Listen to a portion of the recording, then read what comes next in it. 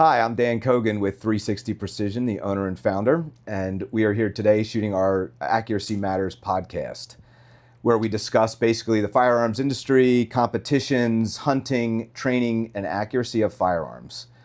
If you like our podcast and you want to learn more, please make sure that you like and subscribe. Go to all of our social media accounts and make sure you like and follow us so we can continue to make all this great content for you guys.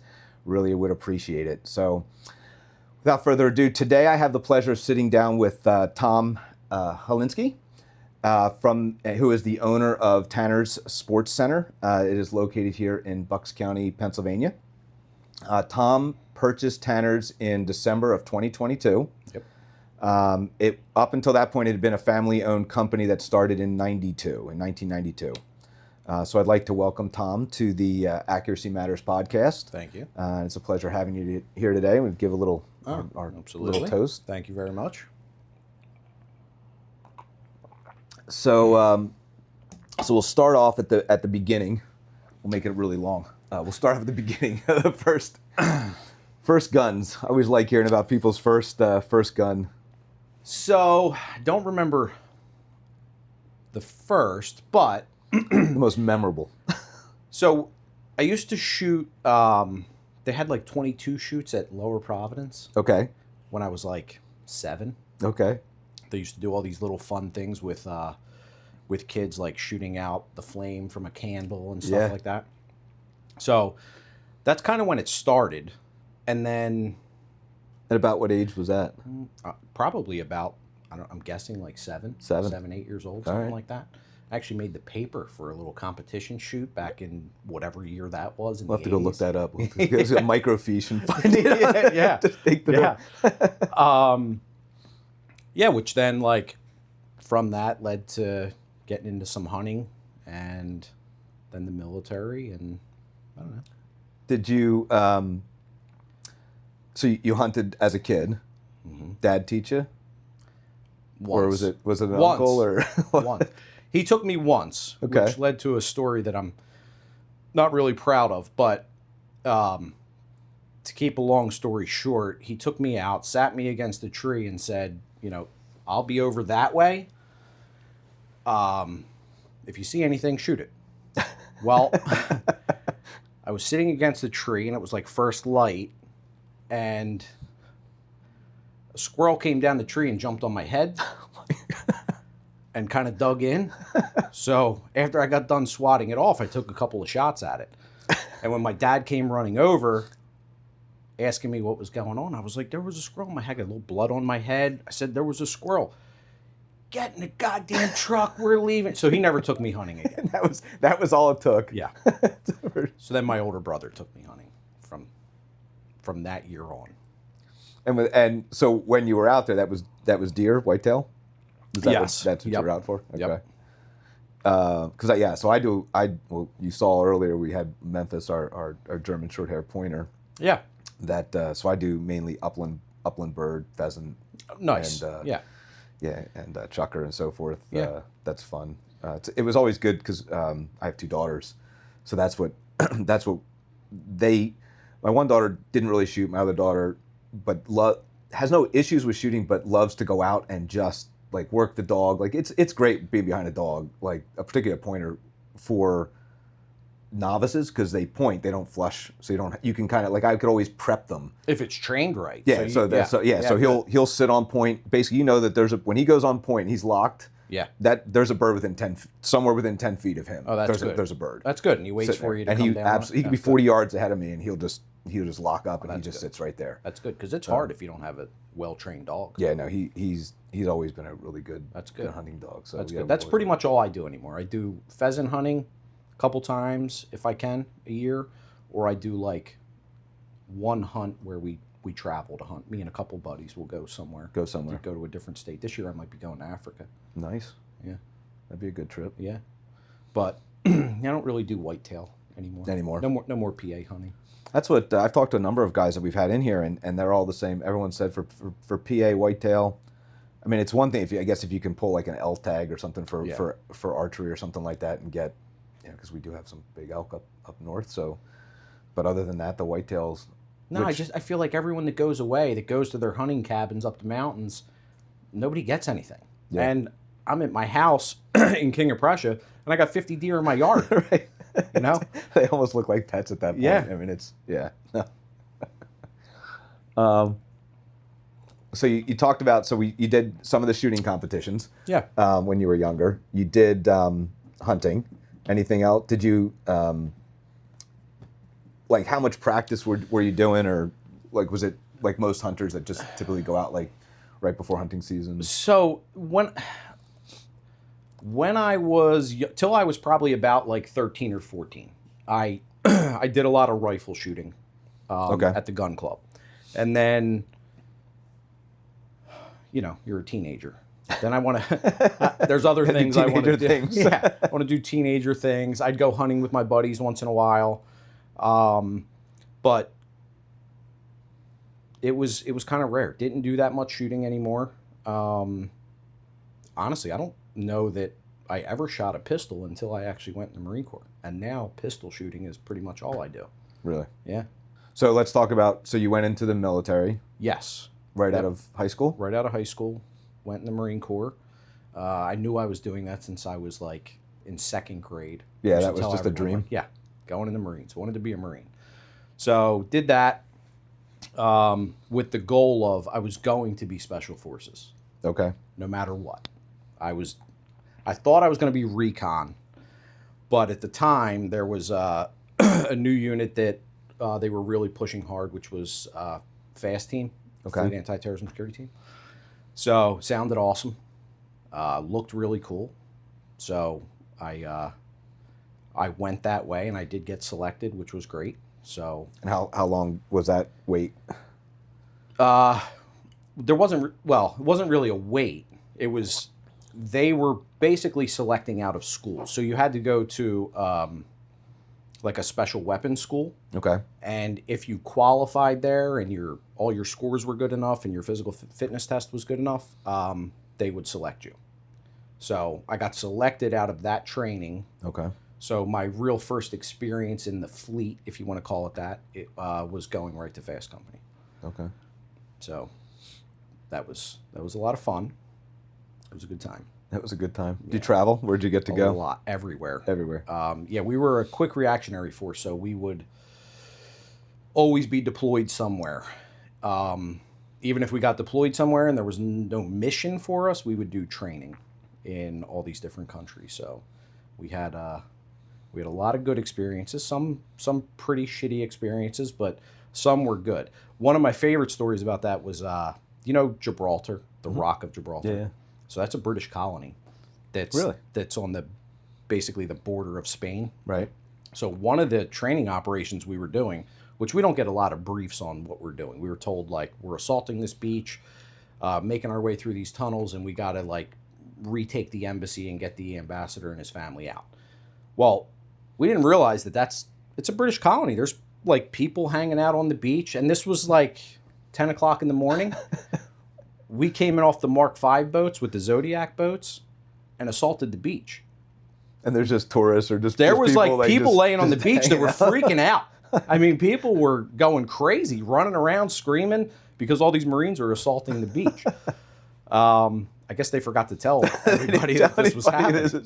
Luckily, no police or anything showed up to shoot at us. But yeah, that was pretty exciting. Yeah, I'm sure that was a fun little. Yeah. I'm sure, particularly for the people that were on the beach. I'm sure that was like a story that they get to tell now. Like, yeah, I was on the beach. Yeah, when the Marines all came in doing an assault. Yep. Mm. So how was that? Like, overall, how would you rate that experience, that time in your life? And so it was great. I would absolutely do it all over again. I recommend it to any young people trying to, figure out what to do. Go in the military. I think it's awesome. It does get exhausting, and it might just be what I did that makes it so exhausting, but you do get tired after 4 years of living out of a bag and never being home. Like you start to feel like I want to be home, which, might be the reason that, well, there's a couple of reasons I got out, but that was one of them. Like, I wanted to have roots, start establishing exactly. roots. Yeah. So, No, I mean, I absolutely loved it, though. Best time of my life. Yeah. When else do you get to travel the world that you're getting paid? Shitty pay, but you're being paid. You're being paid. Yeah. You're being taken care of. Yeah. Technically. Yeah. Right. Yeah. You have a roof over your head. Yeah. Food. Mm-hmm. Sometimes. Some There wasn't many roofs over our head. Sometimes you're out in the rain, but still, great time. So you did the military. Mm-hmm. You did some. You did some special forces stuff, right? Mm-hmm. How much? So I'm always curious. So one of the things. So since you were in special, you probably had more training than on firearms anyway. Yeah. Than what typical people get. Yeah. Right. Typical Yep. other Military guys, right? Yep. So what was that like though? Because I think it's funny. So the reason that I ask is that when we go into like our competitions, right, that we shoot a lot of, you have dentists and so forth that are shooting 300, 400, 500 rounds a week. Yeah. Right, practicing. Yeah. And then you go talk to guys that are in the military and they're like, oh, I shot that a year.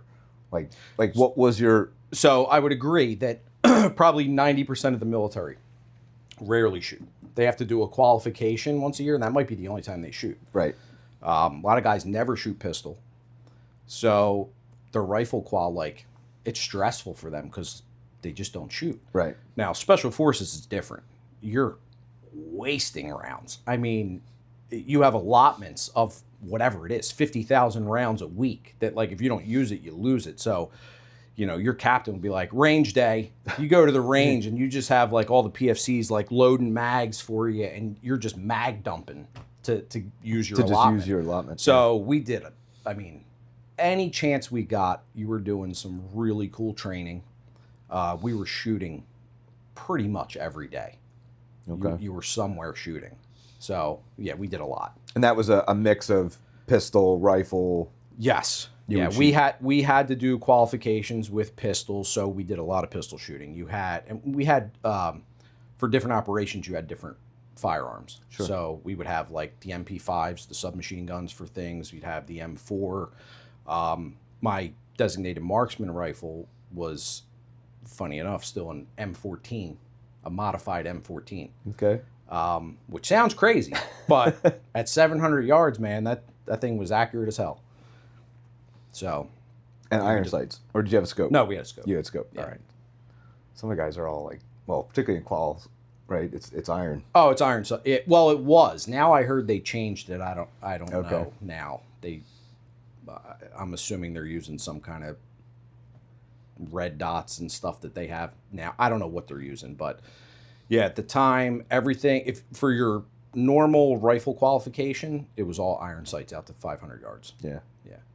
And it's amazing what the Marine Corps can teach. Like, everything I thought I knew about shooting, I was a good shooter before, but the Marine Corps, like, breaks that down and makes you shoot their way. Their way. And it works. Yeah. That's impressive. That's good. Mm-hmm. That you got. Well, and you had training before, so it's They don't like that, though. they don't like that. They don't. They hate the guys that think they know how to shoot. I could see that. I mean, I've done some training. Most of the guys I've done though are experienced trained. Like I don't know that I've ever, besides maybe my wife, ever trained somebody, and that really wasn't a good. I literally had her go someplace. I'm like, look, you're not going to listen to me. Just go someplace else. Listen to them first. I'll help you after the fact, but get the basics and the fundamentals from somebody else. Yep. Not from me. Yeah. Same right? thing with my son. Yeah. Like, someone else needs to teach him. No one else wants to. They don't want to listen to you when they Yeah. they think they know what they know. Yep. Type of thing. So. Yep. So you leave the military. Mm-hmm.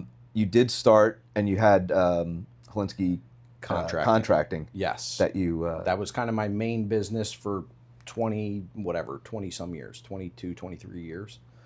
I had a few others mixed in there, but all based around the construction industry.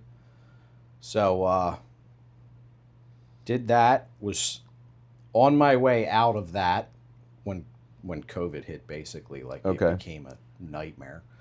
So that was from what, like, so 2000-ish to 2020? yeah, I'm going to say like probably 2001, 2002, Okay. something like that. That I was in that industry, and then was working my way out of it, and this whole thing with Tanners came up, Yep.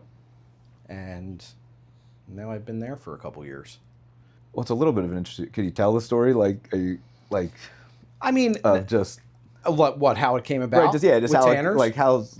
again, it's a family-run company. Normally, that's not the norm that a family-run company just up and Well, I think what happened was, COVID, firearm it just blew up. sales were ridiculous. Yeah, So, I mean, they saw the writing on the wall. Like, we're never going to hit this. Gonna see this again. So they made a ton of money off of COVID, and then decided, like, let's see if anybody wants to buy it. So it was kind of like, he didn't really put it out there that it was for sale, but how it came about was he told his accountant, and we have a shared accountant who came to us and was like, "Yeah, gun guys, you interested in Tanner's?" And it worked out.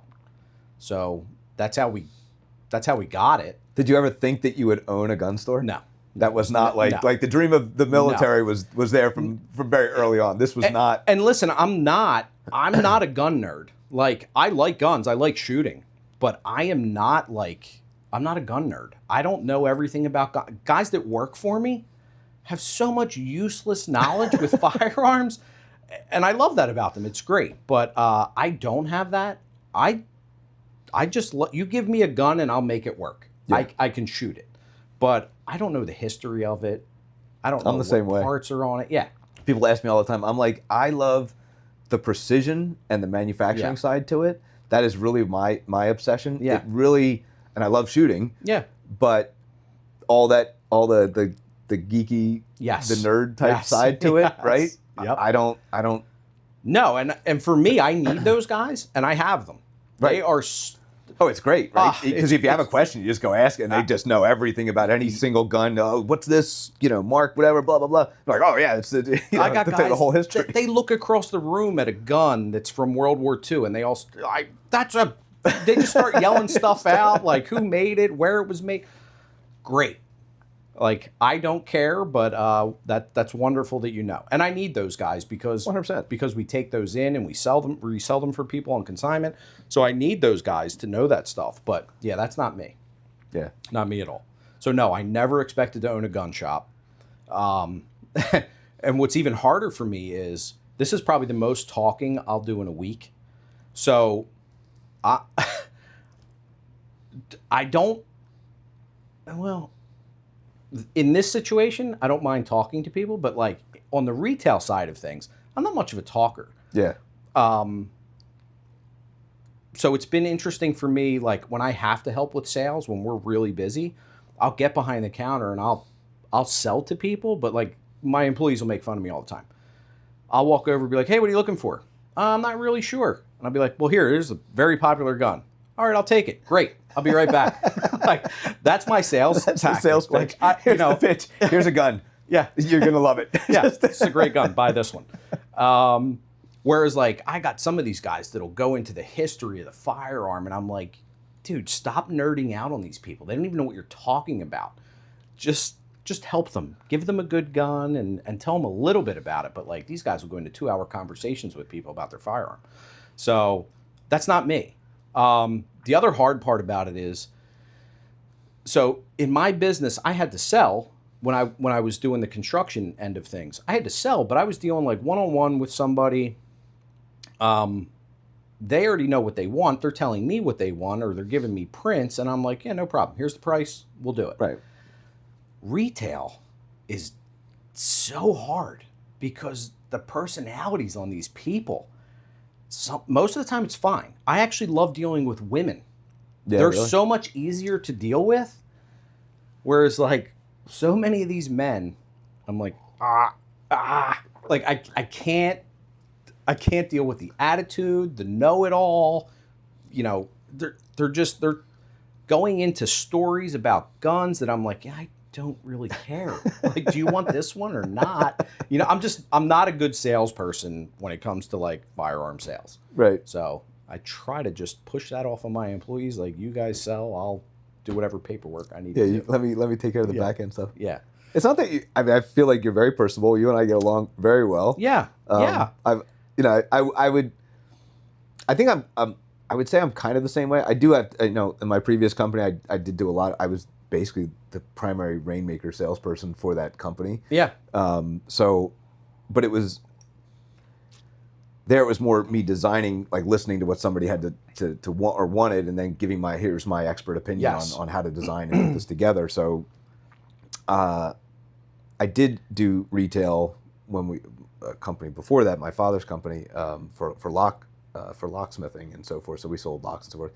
That is it's a different animal. Yeah, but nobody knows anything about locksmithing, so you don't have sometimes people. I think Well, I was gonna say you don't. You have can people break into my arguing house. with You you. can always break into my house. It doesn't matter what kind of locks I put on. If anybody wants to get in, they'll get in. I'm like, Yeah. Well, we just have so many difficult people in this industry that I'm not the right person to deal with them. Yeah.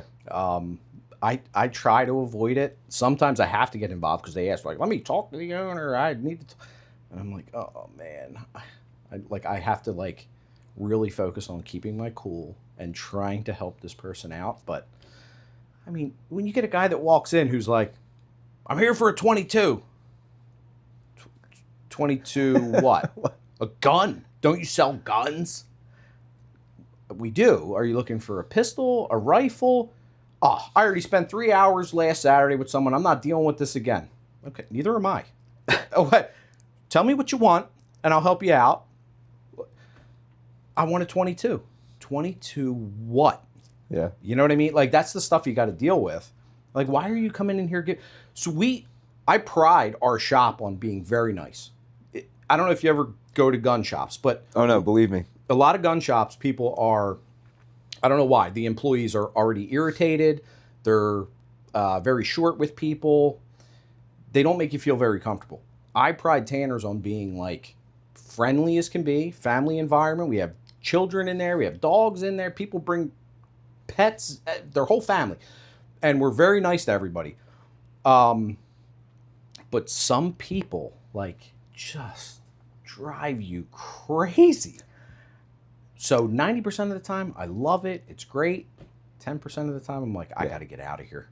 Well, that's what we did our last podcast on, was about pet peeves. And it's like, look, we're talking about pet peeves, but this is a small fraction. Like there's 100 shooters and there's one guy there, right? That's driving you nuts. So it's 99% of the people are great and we love being there with, but there's that one guy that's just there. It's kind of like, if he could just go away right now, it'd be just great. Yeah.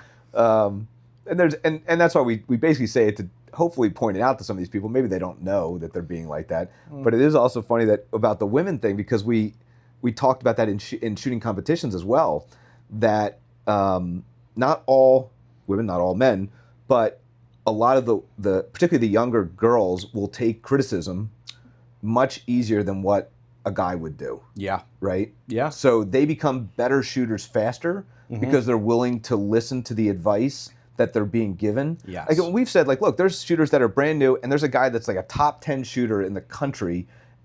If he says something, you should probably listen to it. If he says, hey, when you went up to the stage, you didn't do this quite right, that's probably something you should think about and probably do the next time, right? Yeah. And a girl will, boom, nope, yeah, oh, absolutely, yeah, because there's no ego. Yep. Or it's less of an ego. Yep. Right? And I've seen it numerous times where girls will go into the sport, particularly PRS. I've seen a number of younger, like we have our youth, I forget what they call that division or whatever, where you're under 18, I think, and then you're in the youth division, right? And they're shooting sometimes better than top shooters. Yeah. Right? They can become. Yes. Same thing. I've been an NRA instructor for a long time, but a lot of like family friends, the women always ask me to take them shooting. And within minutes, they're so scared of shooting. You can make them comfortable. All you got to do is you just give them the basic, don't overwhelm them with nonsense. You give them some basic safety instruction. You tell them, like, here's what I want you to do. Just do this. And within 10 minutes, they're like, this is fun. I love it. It's great. You can make them shoot better than any man that you brought there. Like, yeah, they just listen better. The ego's not there. I don't know what it is, but it's that macho bravado that we have to bring to something that it's like, I know. Yes. Like, no, you don't have to know this. Like, look, just take it all in. Yeah. Right? Yes. So, and we've had guys, like I said, we talked about on one story on one of the podcasts that we just did was about a friend of mine, and he did that, and he's become in no time a phenomenal shooter. Went from not having anything to a phenomenal shooter in just a few years. because Because he's willing to listen. he's just willing to listen, right? Yeah. He just takes in all this information, and when people are telling him stuff, he's just like, and it just allows you to grow that much faster when you'll put the ego aside. Yes. Just listen to what people. It's fine to question. There's no like, hey, question why am I doing this, or why, like, hey, ask away. Yeah. But don't act ego like you piece- know. Don't act like right. Yeah. Exactly. Yeah. That's the side of the things I think that we need to learn a little bit with on the male side to be a little bit more like women. Yeah. Maybe Yes. on the ego side of Yeah. things. So we talked about this a little bit ago, the ATF. So dealing with the agents, and let's say pre what it was a few years ago to what it is maybe now. Have you seen a change? So, Without getting us in trouble, by the way. no, because yeah, exactly. I gotta watch don't what I need- say. I gotta really think about don't this. No, so I have no issue with the ATF in my experience. Of course, like when I took over the shop, I had to have an ATF audit, which also included the state police. So I have all these people. I got state police. I got ATF. I don't know what to expect. So I was like scared out of my mind. But they were all very nice. Told you what they were looking for. Went through stuff. No problems. They go through and tell you like, hey, we would like to see this changed or this changed, or fine, I'll make those changes if that's what makes you happy. No problem. So we take their recommendations, and then I'm trying to think of why they came back. Do you remember the whole like robbery chain thing that happened? So just very bad timing too, because it was like 2 days before it took over the shop. So really? It was a big mess. But so the ATF was back in to do an audit, like immediately. So again, don't know what to expect. Never been through it before. like something like that. So again, they were, in my opinion, they were actually very helpful. The situation sucked. It was a lot of work that had to be done, but again, if you work with them, there's nothing. You're not trying to hide anything. Like, I think it went fine. Then we actually invited them back because we were making some changes. We were trying to switch everything to electronic from paper because you've never seen it, but the old owners of the business still did everything paper, and the entire second floor of the building, I'm surprised it didn't collapse. Because it's the busiest gun shop in Pennsylvania, and they had it all in paper. There was, I don't even remember the weight. We had skids and skids of paper that we had to turn back over to the ATF. So I was like, I can't deal with this. I also have a little OCD, so I didn't want to, I don't like having paper everywhere. Yeah. So we're switching to electronic. So I invited the ATF in to show them the platform that I came up with. We tested a bunch of different ones. This is the platform I want to use. I want you to come in and make sure that it's good. And they did. It was a little overwhelming because I don't know why I needed 4 agents to come to do this for one gun shop. But hey, they took advantage of it. They were like, they're inviting us in, we're going. So they came in, we went through, we spent most of the day going through stuff, talking about stuff, and it was great. They understood what we were doing. They approved what we were doing. I was like, perfect. It's great. So now we're at a point again where it's been a couple years since I've seen them. So we actually just invited them in again to do a training session, which I think they appreciate. I also appreciate it. I want them to look at what we're doing. And you want to do it right? Yeah, I want to do it right. I want to make sure that everything we're doing is correct. So I don't have any problem with the ATF at all. I think they got a job to do. Right. They want to make sure we're doing our job. That's their job, is to make sure we're doing our job. And I want to make sure we're doing our job right. So they're going to be back in soon, and I'm fine with that. I've kind of had the same experience. Well, it's limited that we've had, but they're people for the most part. I think it's interesting, without getting in too much trouble. My previous company. So now it's my previous company. So I don't know. Tax auditors. Yeah. Totally different story, I'll say. Yeah. I feel like that's maybe a little bit different than the ATF. But anytime that I've had any dealings with the ATF, like if they've called for searches or so forth, they've all.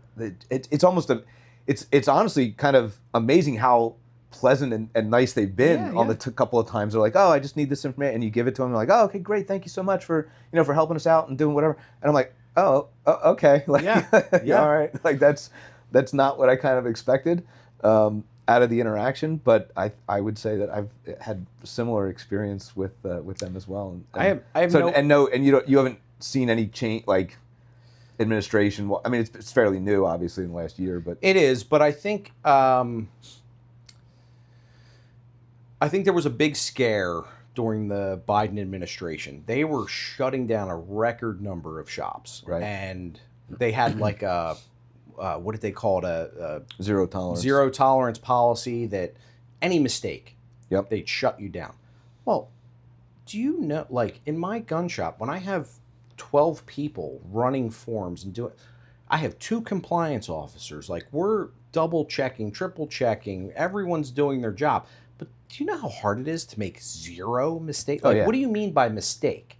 Like we might find it and correct it, but what is your like? So yes, we were scared. Everybody was running scared for a couple of years, thinking like, I mean, what does zero tolerance mean? Right. Because all these shops that are getting shut down, that's crazy. And I heard some stories that were just absolutely unbelievable. Yes. That you were shutting somebody down. Yeah. For are you really? Yeah, you had like a serial number wrong, a 0 that was supposed to be an O. Like you're going to shut them down for that? Yeah. Like that's crazy. But that kind of went away. There's no more zero tolerance policy. Right. Doesn't mean you don't still need to do your job. Right. It's still, it's not. But if you, things that you could, these were things like the stories I heard that were bad were like things that were correctable. Or they had already corrected them. Yes. We're telling the ATF and say, oh, you're shut down. Yeah. Well, wait a second. If I didn't tell you, I'd still be open and I'd have my business. Right. But because I was honest and said, hey, we did this, it was a mistake, we corrected it, we're just letting you know, oh yeah, you're shut down. Yeah. Crazy. I mean, that's nuts. But that all went away. So now it's back to like, yes, you still don't want to make mistakes, but when we say mistakes, it's like we said, a 0 and an O. Right. Like, okay, that's not a big mistake. It's not, well, and it's not, the end there's of the no world. intention. Yeah, there's no intention of, you're not selling guns to people out the back door without doing paperwork. Yeah. Everything was done right. Yeah, it was exactly. It was a typo type of mistake type of thing, right? So, luckily that's all gone. So, nobody has to really concern themselves with like, if we're going to be shut down any day. Yeah. So that's good. I don't know. I actually forget what the other point I was going to make there was. With the ATF? It was something, but I don't even know. Well, if you think about it, you can always come back. So let's, on that, kind of on the point of back to the purchasing of Tanners. So one of the things that, and this, I've lived in this area my whole life. So and they've been kind of it's a very popular gun shop in this particular area. Everyone was concerned, right? Rightfully so. When there's new ownership that takes over, what's that going to look like? Yep. And I would say I could probably name on one hand the number of transitions of ownership that have gone very well. Yeah. And one of the things that I've always been amazed at how well you did. I never heard one complaint from all of my friends at different ranges, different, all so forth, of anybody saying, some people didn't even know. Like it was that seamless, which, kudos to you, because and this is just honestly, I've seen a lot of this. Yeah. And to have that transition that either people didn't even know that it happened or there was never like, because it's always hard when there's a high bar. Yeah. Like it's easy, hey, I can make things better. Yeah. But if the bar's here, right, and it's up high, and I have to try to meet that bar being the new owner, but I want to make some changes because there's things that, like the electronic, there's things that I want to do differently. It's very hard making that transition, and I would say you did it very well. Well, thank you. But I did get complaints. I got a lot of complaints. I'm sure there's always this. I'm talking about the people that I would respect and their opinion. Yeah. Well, yes. There was a very high bar to meet, and I'm glad that it did go fairly smoothly.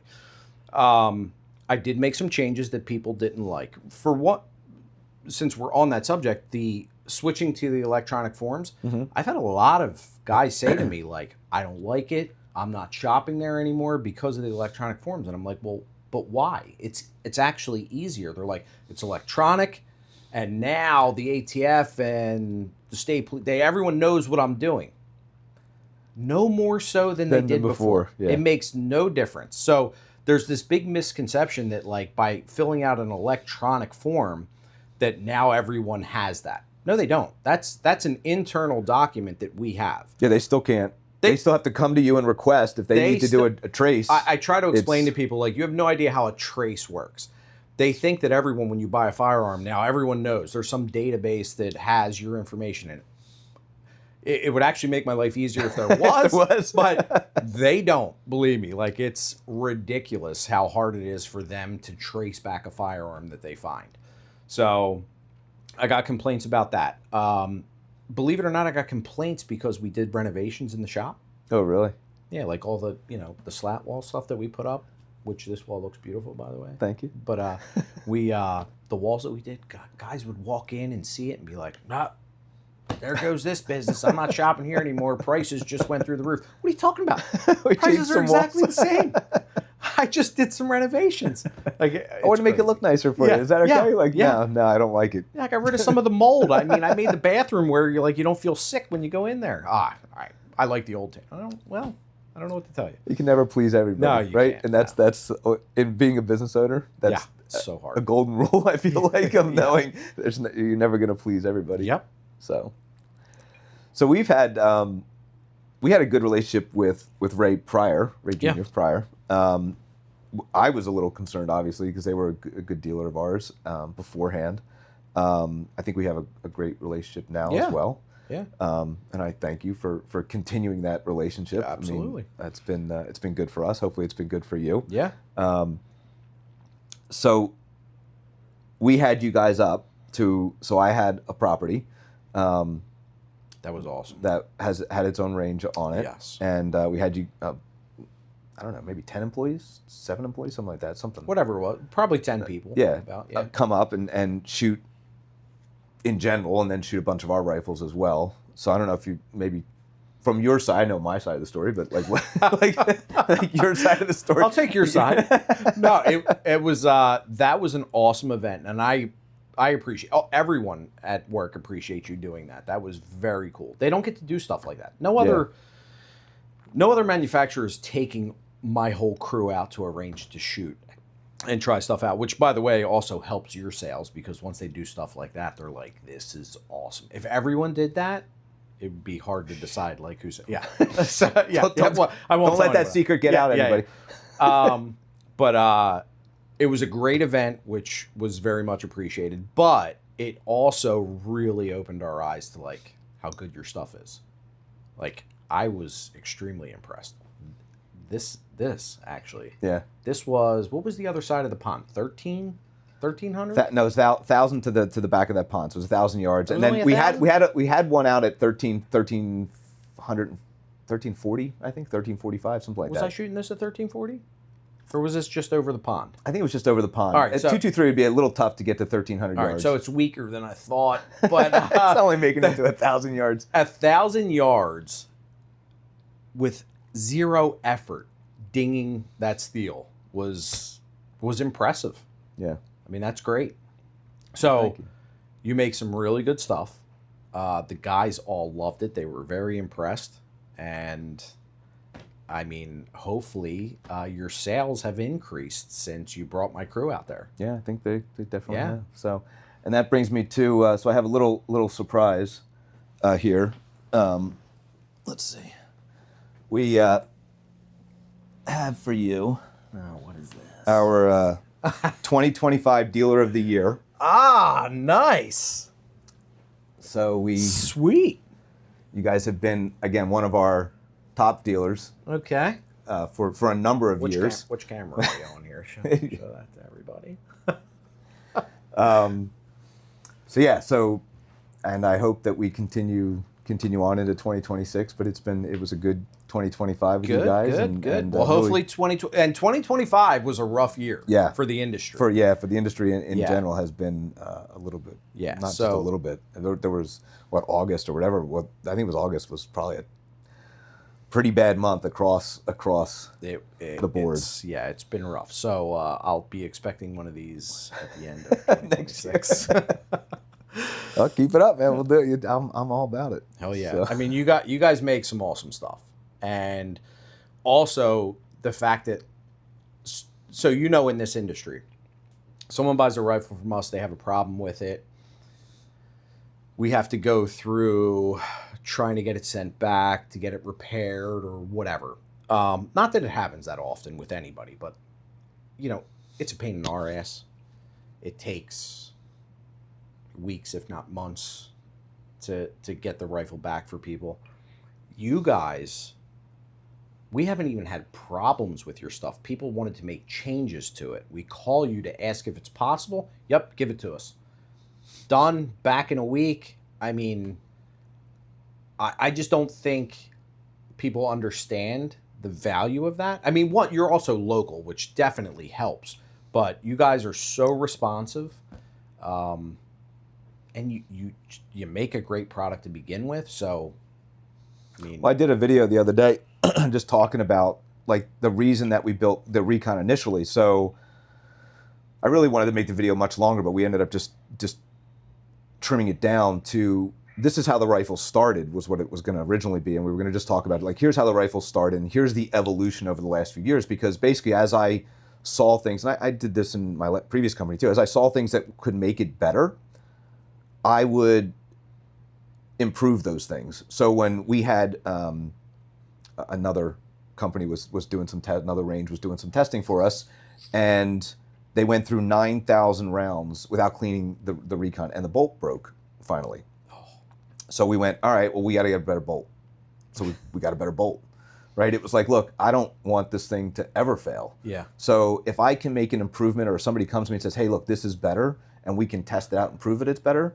I've had friends say, hey, you should, like when we changed our takedown pins, I changed the takedown pins because a friend of mine said, look, you should check these takedown. And I saw and they were case hardened, and I'm like, yeah, that's a better pin. Let's do it.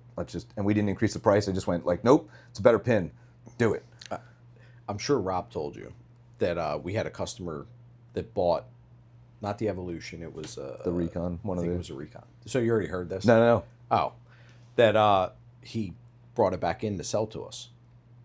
So we bought it off him. We put it out as a used gun. And Rob came in. He's like, why is that gun down there?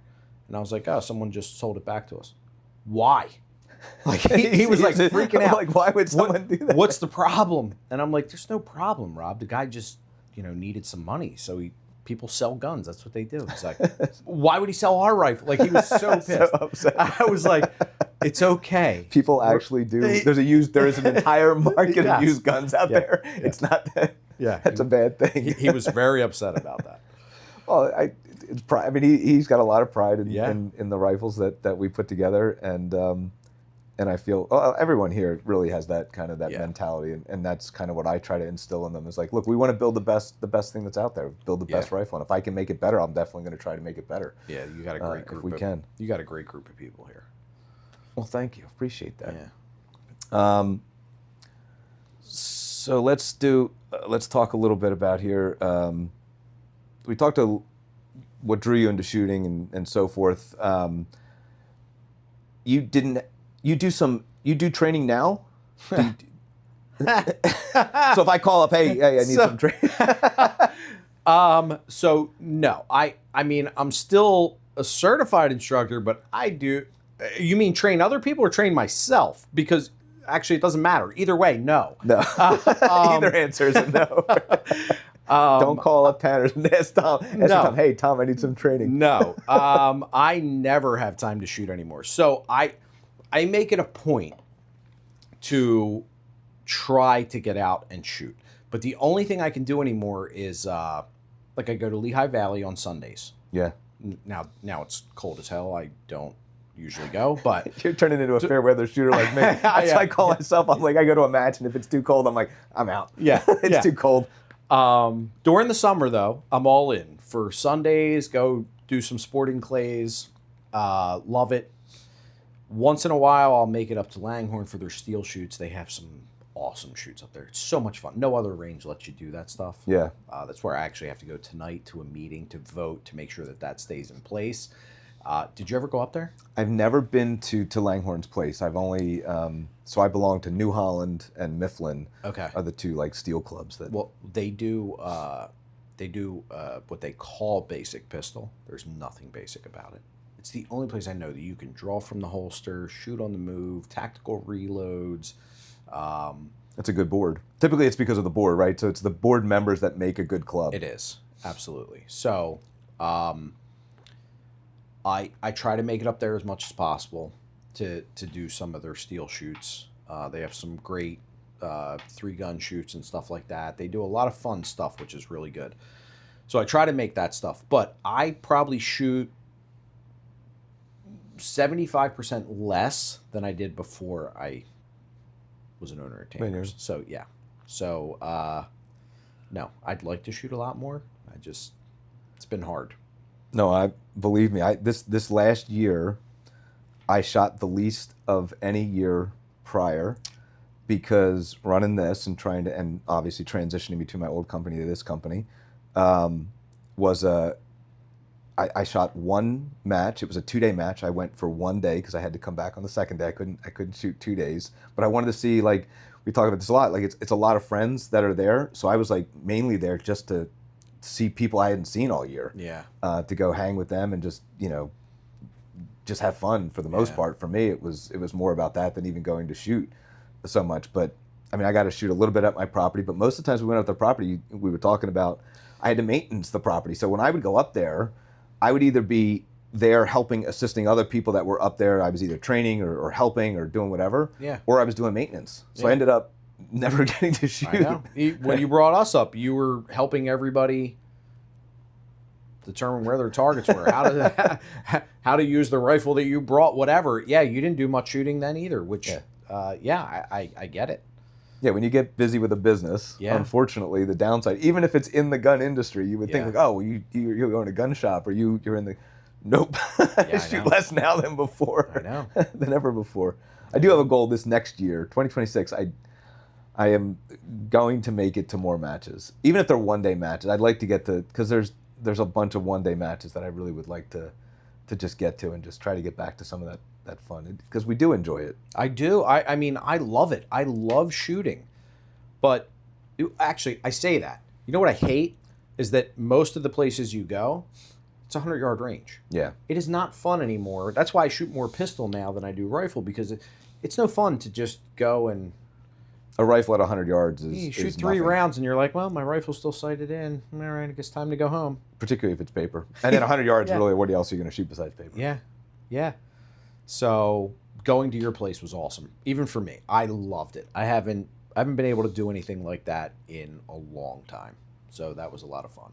I hope. Well, I think what we're going to do next year, coming up, we might do some range days at some of the ranges that I belong to, and be able to bring dealers in and so forth to be able to shoot, because I feel like it was a really great experience to be able to have you guys up there and shoot the rifles and so forth. And we had talked a little bit about trying to find that next property that maybe, hopefully, we went through it, a process. For those of you that don't know, I spent 5 years of my life for this place to just end up selling it recently. I know, that's a shame. That place was amazing. It's unfortunate, but the reason that 100-yard range is it's so hard. I mean, look, I had 1,400 acres and I couldn't get what I wanted, right? Yeah. On 2 square miles was still not enough for the Well, that's politics. right, the politics side of it to let it go through. So, and I think I just heard, I don't know if this is true or not, I don't know if you know, that University Rifle Club out in Renning was shut down. Oh, I didn't That it hear it was shut closed. down. So I was a member there. I was too. So when they lost the 600-yard range, I wasn't a big fan. I still joined for Again, that another was year. board. That was I know. very much board I driven. know. I still joined for another year or two at the 400 yard. But then I heard, I guess it was a year or so ago, I heard that they lost the 400 yard, and you were only doing The short. three or in or whatever it was, and I was like, well, it's not worth driving out there to just do that. So no, I did not hear they're shut down. I gotta look that. I gotta look it up. I was told. Okay. Well, by somebody. I do know somebody that was very. I don't know if he was on the board or involved with when that board shifted from the issues that they had to what happened. That he told me, because I was going to cancel my membership that one year. I'm like, oh, they don't have 600 yards. I'm going to cancel. Yep. He's like, no, we're going to fix everything. We're going to get it all back. Don't worry. And it just unfortunately once a gun range, and they let people build. That's the one thing about New Holland I like, is they buy any piece of land that comes available that they can buy. They buy instead it of letting people build and let people coming into you, right? Because that's ultimately going to be your demise. And it's the problem with these board members. Like, the whole point of you being there was because you have a range that you like to shoot at. But then it seems like they go against that. Like, we want money. What, the money's not going in your pocket. Think about like what's going to build membership or keep people there. Let it be fun. Get as much distance as you can. But these guys all seem to go against that. Oh, I've sat on a board and it is and had to fight. So I fought for PRS to go to Mifflin, shooting up near Penn State, and the battle that I had to fight to get us up there.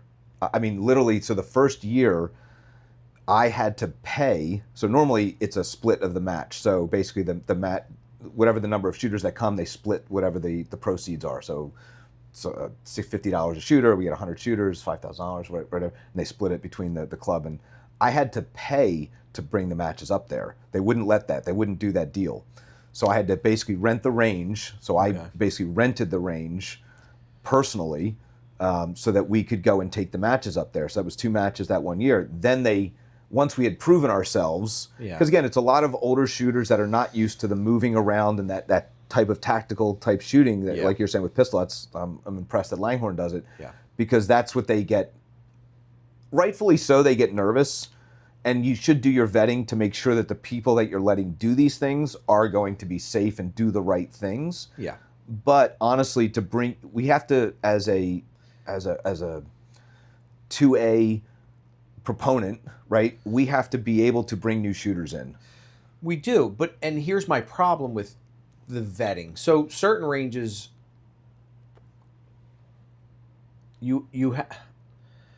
okay. Well, how do you get someone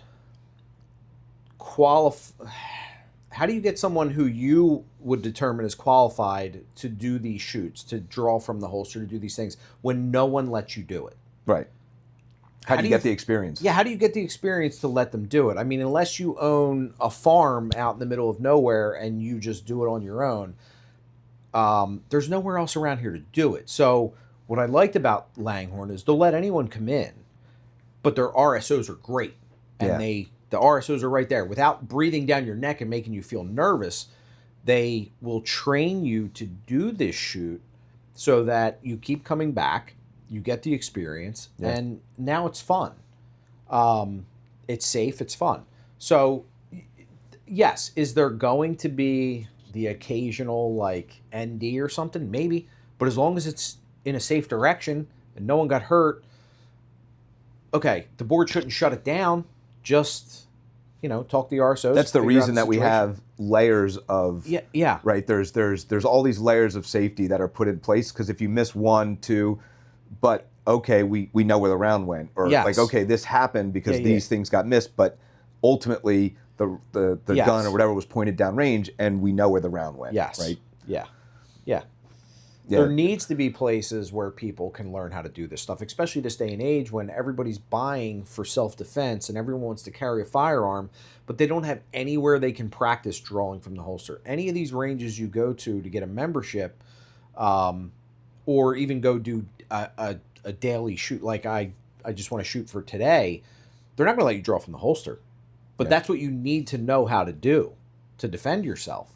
So there needs to be places that allow this to happen, and there is ways to do it in a safe manner. I'm actually excited. I've been on 2 conference calls in the last couple of days with the NRA. They're starting their new AR challenge, or revitalizing. I'll say, I guess, is what they're calling it, which is going to be, from what I understand, and hopefully I'm saying this right, and that there's going to be like levels to it, so you can shoot like a level 1. But before the level 1, there's actually like a train up, so you get to do some practice before the actual course of fire type of thing. So, because that's exactly where you're saying, like, okay, so I can go to this competition, I can get some instructional information on how I'm going to be doing this, and then go and actually perform those tasks, right?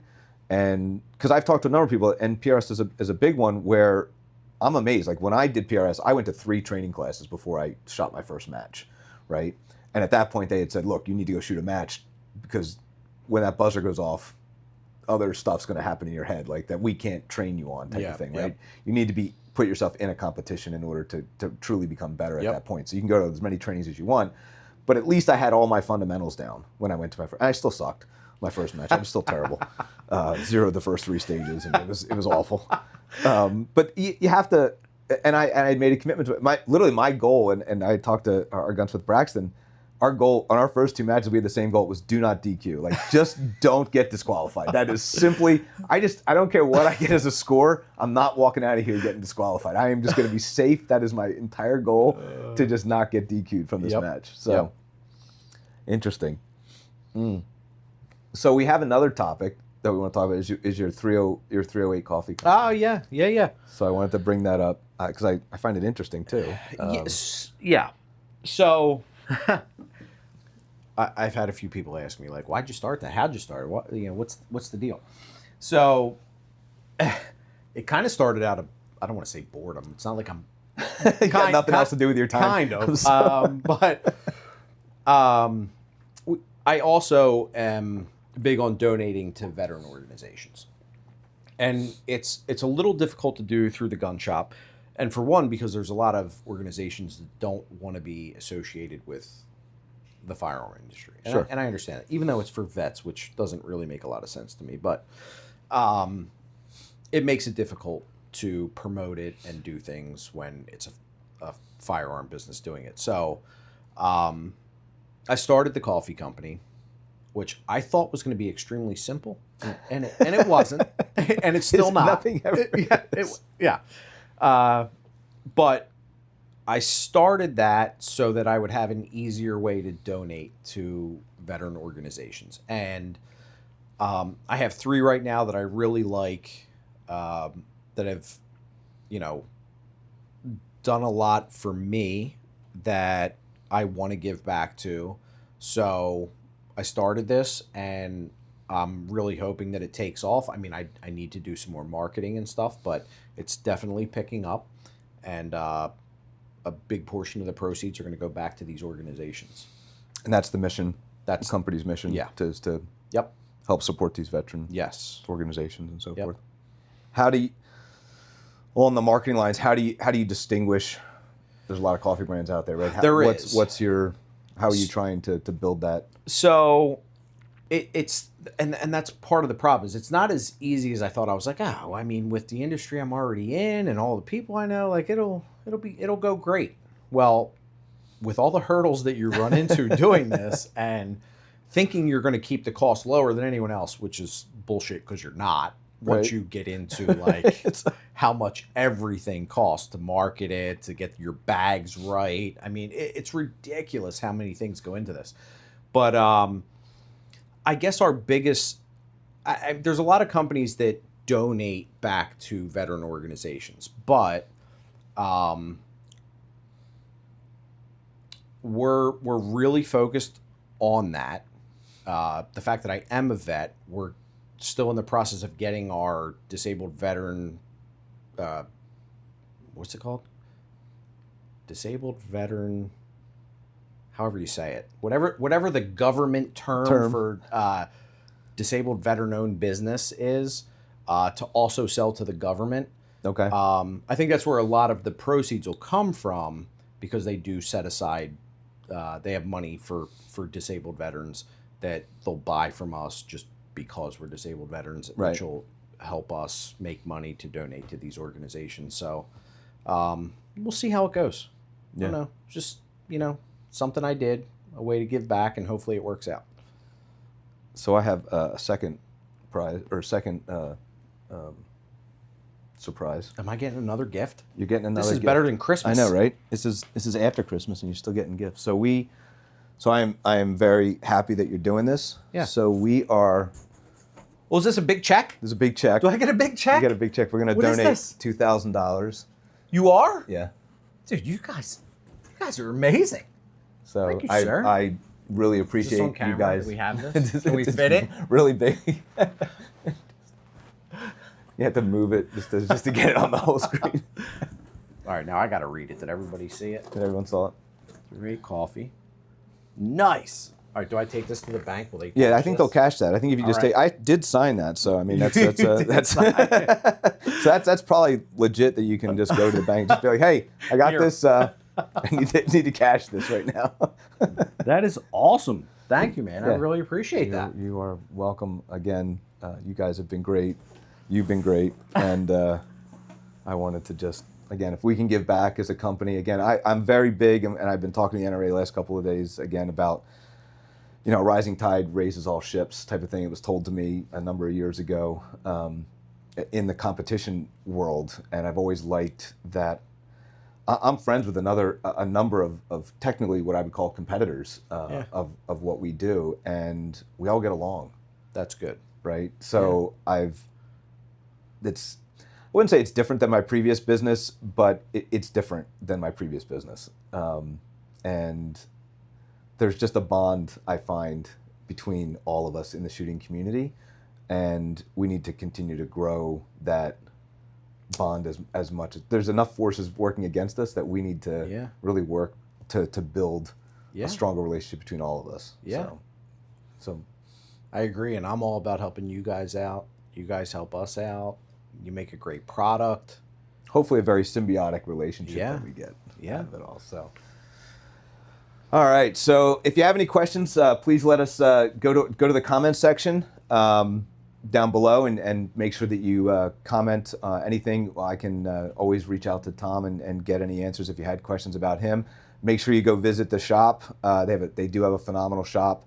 Please make sure that you support the community in general. So if you don't already, please subscribe to our YouTube channel. Make sure you like and subscribe to this video and then click the bell. You'll get the notifications, as well as all our other social media, Facebook and Instagram. So thanks a lot for joining us here today.